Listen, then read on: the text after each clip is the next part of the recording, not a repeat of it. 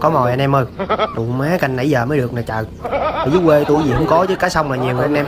Cá trắng đó anh em. Ở dưới quê tôi là kêu là cá trắng nha. Con này đem lên quay lưu hết sảy bảy luôn. Còn nếu như anh em thấy quay lưu không vừa miệng, anh em đủ chuyển qua nướng mọi. Nướng mọi là đừng có mặn gì trơn, để nguyên con gì chứ không có lột da, không mổ bụng gì trơn, để nguyên nướng lên xong cái làm chén nước mắm mà muối ớt chanh đó là chấm là quá ngọt lắm.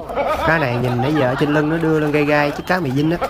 Cá mì dinh này độ má đưa cái mu tản lằn là cá mì dinh này. Con này chắc độ má từ 700g tới 1 kg chứ không nhỏ đâu.